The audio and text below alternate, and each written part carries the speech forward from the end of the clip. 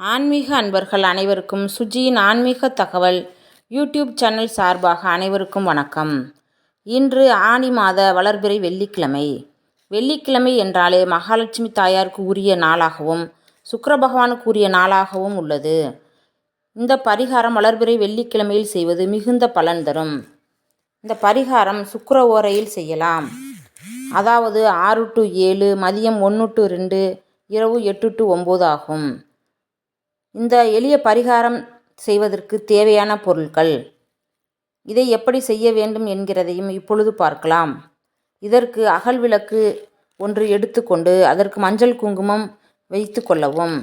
மகாலட்சுமி தாயாரின் அம்சமாகிய கல்லுப்பை ஒரு கைப்பிடி எடுத்து அதில் போட வேண்டும். சந்திர பகவானுக்கு உரிய பச்சரிசி, சுக்கிர பகவானுக்கு உரிய 6 டைமண்ட் கற்கண்டு அதில் வைக்க வேண்டும். நமக்கு நல்லதொரு ஆடம்பரமான வாழ்க்கை, செல்வ செழிப்பு உண்டாகணும்னா சுக்கிர பகவானுடைய அருள் வேண்டும். என்னென்ன பொருள்னு பார்த்தா, கல்லுப்பு, பச்சரிசி, டைமண்ட் கற்கண்டு. டைமண்ட் கற்கண்டு இல்லையெனில் கற்கண்டு, அதுவும் இல்லையெனில் சர்க்கரை அல்லது ஏதாவது வெள்ளை நிறத்தில் இருக்கும் இனிப்பு பொருள். இது மூன்றையும் அந்த அகல் விளக்கில் வைத்த பிறகு அதன் மேல் 1 ரூபாய் நாணயத்தை குத்தி வைக்க வேண்டும்.